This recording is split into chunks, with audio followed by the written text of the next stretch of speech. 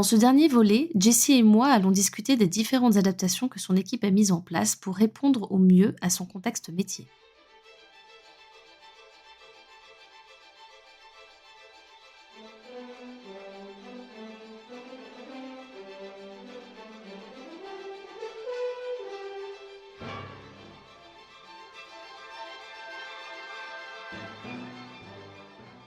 Jessie, tu nous as expliqué la façon dont l'agilité avait été mise en place au sein de ton équipe. Et puis tu as commencé quand même à nous dire qu'il y avait eu une certaine adaptation de cette méthode au fil du temps. J'imagine que cette méthode a été évolutive et qu'elle n'est pas du tout figée dans le marbre. Est-ce que tu peux, nous décrire quelques adaptations qui ont été, mises en place par ton équipe?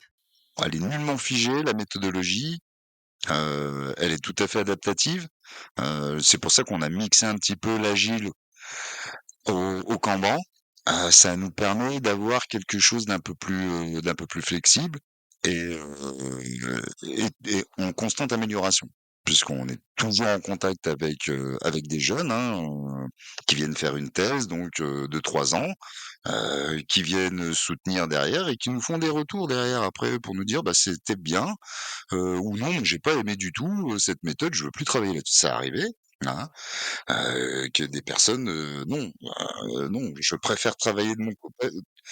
Voilà, c'est après voilà, il y a différentes personnalités, mais on va dire à 98 des personnes, ça s'est très bien passé et bien au contraire, ils sont toujours là pour nous remettre un petit peu, nous remettre un petit peu en question. C'est-à-dire que, bah, on a créé une méthode, c'est très bien, mais on va pas s'asseoir sur nos lauriers, comme on dit. Toute méthode, elle peut être améliorée, elle peut être évolutive, je pense. Et cette méthode-là, elle est propre à ça. C'est-à-dire que, à chaque revue, là, toutes les 4 semaines, bah, on a cette possibilité de dire: «Bah, voilà, là, j'ai bien aimé cette partie-là parce qu'on allait très vite dans la méthodologie et cetera, elle est vraiment carrée. Par contre, cette partie-là, c'était affreux. Il va falloir faire quelque chose parce que, partir sur, 18 ordinateurs pour faire pour faire ce que j'ai à faire, c'est pas gérable. Alors je dis 18, c'est un chiffre, hein, ça a rien à voir, mais c'est vrai qu'on a des systèmes encore qui sont pas qu'on aimerait automatiser, qu'on aimerait faciliter et cetera, mais sur lesquels pour l'instant on n'a pas forcément la main parce que, il y a des liaisons extérieures qui ne nous permettent pas d'appliquer ça comme ça. Ah oui, c'est ça, c'est que vous avez quand même, des partenariats internes-externes, donc interne CEA, externe CEA et bah, forcément ça apporte des contraintes, et il faut en tenir compte. Totalement, totalement. Tant que ça reste en interne, il y a pas de souci, on peut s'arranger et cetera. Donc on a notre méthodologie en interne qui évolue et cetera. Après on a des contraintes externes, on est obligé de s'y plier.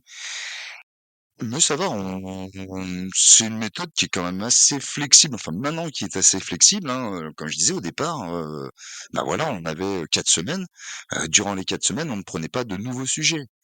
Heu, alors ça a duré 1 an. Au bout d'1 an, oui, nos chefs de labo, enfin les chefs de labo extérieurs nous ont dit: «Bon, c'est bien beau de mettre en place une méthode, mais là, elle est tellement rigide qu'on peut rien faire avec vous». On s'est rendu compte qu'effectivement, on avançait vite, mais on n'écoutait personne. Donc on avait nos sujets, on fonçait, hop, au bout d'un mois, on l'a fini, mais et derrière, il y en avait 5 qui étaient à la porte. Ah mince, là c'est un problème. Bon, donc on s'est dit: «Bon là, on va se faire appeler Jules, il va falloir qu'on pousse un peu les murs parce que sinon on va se faire sortir». Donc on a essayé d'ouvrir un petit peu ça, donc après on les a ouverts par semaine. Donc toutes les semaines, les personnes pouvaient venir le lundi, et cetera, discuter de divers sujets. Bon, au final, derrière, on a complètement ouvert le groupe à tout le monde et maintenant les sujets tombent, tous les jours, ou à n'importe quel moment. Notre chef de laboratoire les incorpore et on les traite, au fur et à mesure de nos priorités. Donc voilà, c'est une méthode qu'on a mis en route, qui s'est développée au fur et à mesure. Donc bah, on est passé de restriction de 4 semaines à restriction d'une semaine, à plus de restriction du tout. On est passé à, une slide de présentation à maintenant, Un PowerPoint, hein, entier, ouais, hein, qui nous permet de définir toutes les tâches que nous avons faites avec des slides très avec une nomenclature très précise. On a fait ce qu'on appelle des how-to, donc des aides, pour que tout le groupe puisse s'y retrouver parce que étant donné qu'on est «multitâches» entre guillemets, mais on n'est pas spécialiste dans un domaine, on est un petit peu spécialiste dans tout. Mais pour être spécialiste dans tout, et ben, quand au bout de 4 semaines, vous avez pas touché à l'appareil Intel, et puis pour s'y remettre, et ben, hop, on a un petit how-to qui vous dit: «Bah, tiens, bah, hop, tu redémarres, tu fais ci, tu fais ça, et hop, ça revient». Et pour ça, on a fait ça pour beaucoup de choses, beaucoup de thématiques différentes parce qu'on utilise énormément de logiciels et on a énormément de thématiques différentes à gérer. Et sur les 123 sprints que tu as, vécus, que tu as vus, il y a eu aussi une évolution des rétrospectives, il me semble. Tu m'avais expliqué pour préparer, cet épisode et des supports qui sont utilisés sur les PowerPoint. Donc là, tu nous as expliqué précédemment que, il y avait des PowerPoint qui étaient créés à la fin, de chaque période de 4 semaines pour expliquer ce qui a été fait, les problématiques, ce qui reste à faire et cetera. Mais ce formalisme de support-là a évolué, en fait, dans le temps et vous l'avez adapté à vos usages. Totalement. Alors au début, c'était une slide blanche, qui était coupée en 3, où on avait nos thématiques, nos problématiques et nos réussites. Donc c'était très succinct, on était 3, par la suite 4. Donc chacun avait sa petite slide, hop, voilà, ça s'arrêtait là. On faisait des revues à peu près toutes les semaines de notre slide. Bon, c'était très bien, mais bon, c'était quand même assez succinct. Par la suite, en plus, on est monté en volume de travail, monté en volume de personnes, hein. Et là, notre méthodologie de une petite slide pour présenter tout ça commençait à être un petit peu juste. Et c'est là que la personne qui nous a inculqué un petit peu cette méthode agile est intervenue. Donc là, on a commencé à développer donc des sprints de 4 semaines, avec, cette régularité où les lundis matins, on faisait les revues de projets entrants-sortants et tous les jours, on faisait notre petite revue de tâches, hebdomadaires. Et toutes les 4 semaines, on faisait nos reports. Ça a été ça a été figé à peu près en 2011-2012. Ça n'empêche que, bah, la méthode ayant évolué, puisque de la méthode agile pure et simple qu'on avait, on l'a mixé un petit peu avec, le Kanban, donc qui nous permettait d'être un peu plus flexible sur, la méthode agile proprement parlée. Puisque la méthode agile, lui, d'où elle venait, c'était vraiment pour de la programmation et c'est par le biais de cette flexibilité qu'on a pu, je dirais, échelonner nos tâches plutôt que d'avoir une tâche qui dure, 1 mois, donc avec un post-it qu'on attendait de poser. Au bout d'un mois, on était content. Bah, là, on en a plusieurs petites qu'on déplace au fur et à mesure et cetera, des différentes petites tâches qui contribuent à cette grosse tâche, voilà. Et c'est vrai que c'est une évolution qui est assez sympathique parce que quand on avait un post-it et qu'à la fin de 4 semaines, on prenait notre post-it et hop, ça y est, mais pendant tout le reste, on bougeait rien, c'est démoralisant. D'ailleurs, on avait eu un retour, sur cet effet-là d'ailleurs, comme quoi, il faudra peut-être plus découper les tâches et cetera. Et c'est ce retour d'expérience qu'on fait que maintenant, ben, on essaie au maximum de découper nos tâches. Alors, on essaie de sur un post-it, donc un post-it, gros comme ça, on essaie de mettre, synthétiquement ce qu'on veut faire. Donc c'est au stylo. Alors maintenant, c'est sur Excel, mais à l'époque, c'était au stylo qui écrivait gros et donc fallait être très précis. On avait le droit à 2 mots en gros pour pour définir nos tâches. Mais c'est bien parce que ça permet de réfléchir en avance de phase à ce qu'on veut faire, à avoir notre fil rouge et déjà dans la tête avoir ce petit découpage déjà. Donc on a affiné vraiment le côté, détail des tâches et cetera pour que justement on n'ait pas cette attente longue qui pourrait nous faire un peu baisser les bras au bout d'un temps. Là, tous les jours, on a quasiment un petit truc qui bouge et cetera et les gens apprécient d'avoir cette dynamique un peu, au sein de cette méthode. Et maintenant, vous êtes particulièrement désiré, il me semble, hein? Tu m'avais raconté que, vous êtes assez reconnu de par votre, utilisation de votre méthode agile. Effectivement, c'est vrai que, ben, de la petite entité où on est parti en 2008, où on était 3-4 et cetera, on avait un petit peu de travail, mais on croulait pas sous le travail. Et là, à l'heure actuelle, comme je disais, on était 15 et 20 personnes. On a une compétence maintenant qui est reconnue, donc on a d'autant plus maintenant de personnes et d'industriels qui viennent nous voir pour nos compétences parce que, parce qu'on travaille bien peut-être. Les industriels s'y retrouvent parce que, par nos PowerPoint et cetera, ils voient un petit peu l'avancée du projet. Ils sont rassurés par ce qu'ils voient ou, quand ils voient que qu'il y a une petite problématique, eux-mêmes, ils peuvent venir nous dire: «Bah, nous, on a une petite solution par rapport à ce que vous avez comme problématique. Est-ce que ça vous intéresse?» Donc il y a vraiment une interactivité, pas forcément que au sein du groupe, mais même au sein des différents laboratoires et des partenaires qu'on a industriellement. Donc effectivement, il y a eu cette petite évolution qui est quand même assez sympathique, qui nous a permis donc de développer un peu nos compétences, mais par-delà, d'être, victime de notre succès quelque part. Et donc on est monté en charge. Le problème, c'est qu'à force de prendre des charges de travail, des charges de travail, avec l'effectif que nous sommes, on n'arrivait plus à se dégager de temps pour être, pour créer, pour être créatif. Et donc, notre responsable nous a dit: «Tiens, ce qu'on va faire, c'est que le vendredi après-midi, on va se le garder pour nous». Alors, c'est pas pour faire, les boutiques en ligne ou aller à la piscine, hein. Non, non, on est toujours au travail, mais voilà, le vendredi après-midi, on se permet si on fait des publications, de créer nos publications, de développer, nos brevets. On a eu une idée pendant la semaine et cetera, on se la marque sur un petit bout de papier, puis, le vendredi, on va la développer. On va en discuter avec les collègues qui pourraient nous aider dans ces recherches-là. Et donc on s'est créé une petite après-midi créa. Donc il y a des échanges qui se créent le vendredi après-midi. Alors, il y a pas que le vendredi après-midi qu'on a des échanges, mais on va dire qu'on a des échanges créatifs où, on va justement, essayer de développer certaines choses qu'on n'a pas le temps durant la semaine, ou de tester certaines choses, ou de proposer certaines choses, ou de changer certaines choses en fonction des desiderata de chacun.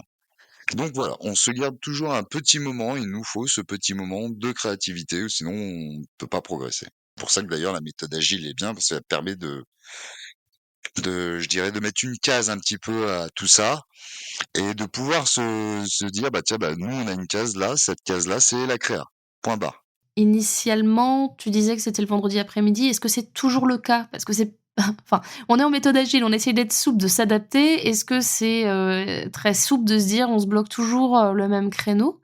Est-ce que c'est encore, d'actualité, en fait, comme réponse à ce besoin d'avoir du temps pour innover? Au départ, c'était le vendredi après-midi. On s'est rendu compte que, finalement, des fois, les vendredis après-midi, c'est où on avait le plus de boulot, où on devait rendre des trucs, renvoyer des choses, des fichiers et cetera. Parce que, on bosse toute la semaine, forcément, le vendredi, quand on a des fichiers, faut les envoyer. Et si c'est vendredi après-midi, c'est vendredi après-midi. Donc effectivement, c'est plus automatiquement le vendredi après-midi. Je dirais que c'est plus à nous de voir un petit peu quand est-ce qu'on a un moment. Mais comment tu fais, du coup, pour, anticiper ça?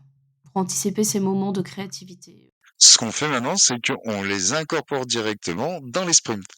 Comme ça nous permet d'avoir notre petite bulle d'oxygène en disant: «Ah tiens, moi je vais travailler aujourd'hui sur cette thématique». Après, tu vois, là, ce que je trouve super intéressant dans ton témoignage, c'est justement que ça permet d'apporter, une nouvelle vision de l'agilité et comment on peut l'appliquer.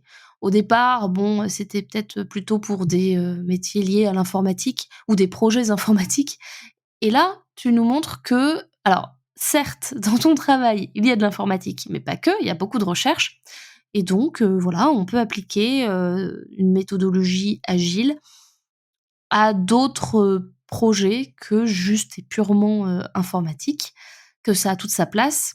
Après, il faut l'adapter, quoi. C'est vrai que c'est une méthode qui est quand même, qui a quand même quelques années, hein, et c'était vraiment des méthodes qui étaient propres, vraiment à l'époque à l'informatique. Elle est rentrée, je dirais, vraiment dans l'industrie dans les années 90 à peu près. Elle s'est vraiment développée dans les années 2000 et nous, dans les années 2010, on est tombé dessus. via l'intermédiaire d'un nouvel arrivant, hein, qui l'a pratiqué, qui nous a inculqué un petit peu cette méthode. Un groupe de computationnel, donc on fait de la programmation, mais pas que. Et on s'est dit, bah, ça pourrait être un bon système, d'une part pour, cadrer un petit peu tout ça, notre travail, parce que, bah, quelque part ça met un cadre et d'autre part, ça nous permettait aussi parce que Le CEA est régulièrement auditionné. donc au préalable, on avait des classeurs sur lesquels on mettait nos dossiers, qu'on avait avec tel industriel ou tel laboratoire, et cetera. Maintenant, nous, on a un système d'archivage, donc on a un disque dur, sur lequel on archive tout ce qu'on fait, nos comptes rendus, nos travaux, et cetera.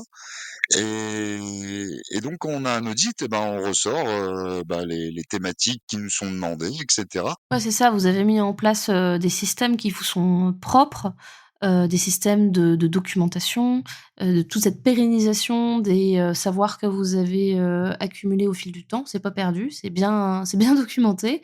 C'est très pratique pour, la hiérarchie et même au-delà de cette praticité, il y a la notion de transparence, en fait, qui émerge, hein, puisque, la hiérarchie, peut facilement savoir où vous en êtes et au-delà de la hiérarchie, il y a également tous les autres partenaires, tous vos autres partenaires, parce que vous en avez quand même pas mal, qui ont accès, à cet état des lieux de là où vous en êtes. Donc c'est vraiment cette transparence, je la trouve assez, marquante dans votre, contexte métier. Bon, là, on a parlé des points, on va dire, positifs de l'application de l'agilité au sein de ton groupe.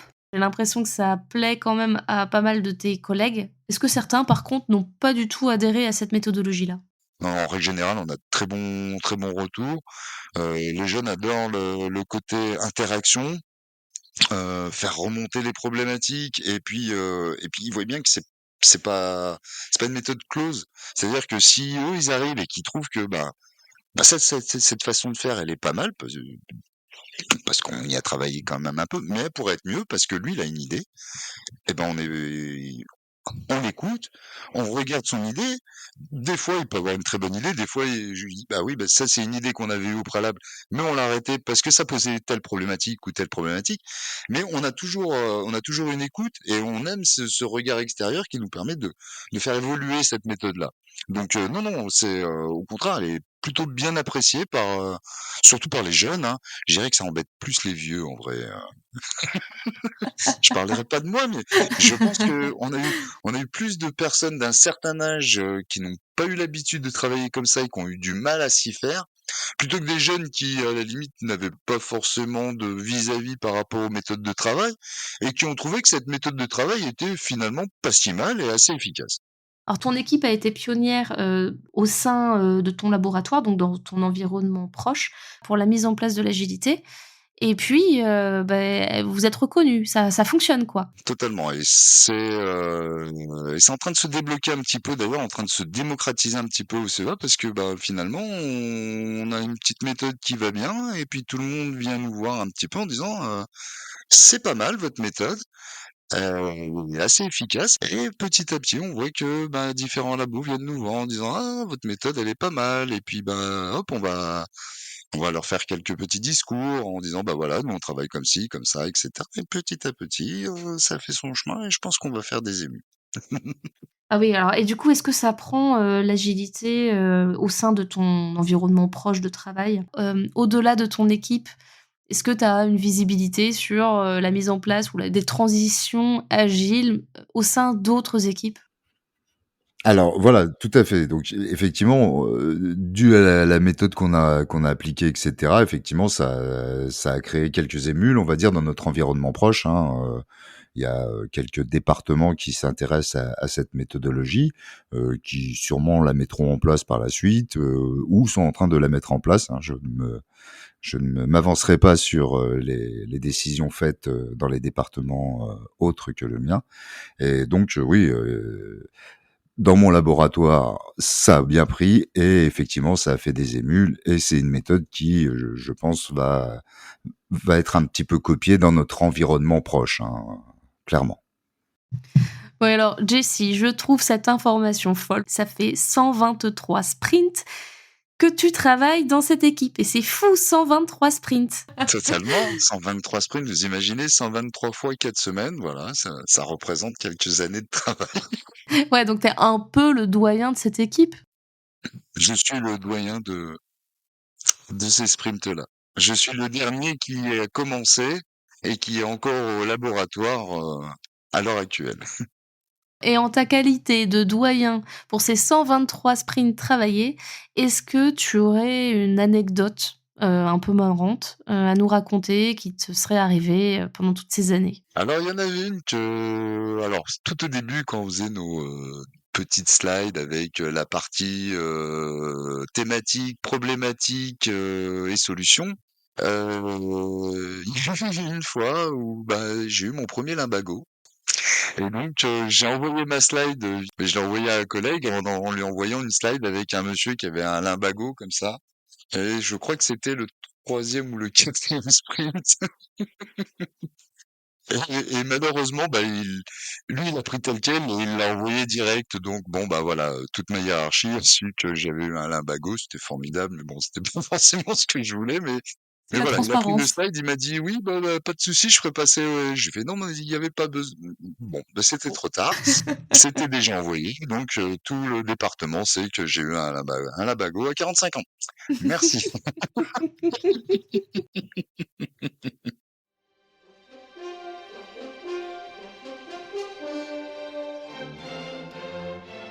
Jessie est le doyen de son équipe avec, au moment de l'enregistrement de cet épisode, 123 sprints à son actif. Son équipe a parcouru un long chemin d'amélioration continue vers une utilisation adaptée de l'agilité à leur contexte, à leurs divers partenaires et à leur nécessité d'innover pour être concurrentielle. L'équipe est maintenant reconnue et sollicitée au sein du CEA pour la méthode agile qu'ils ont mise en place.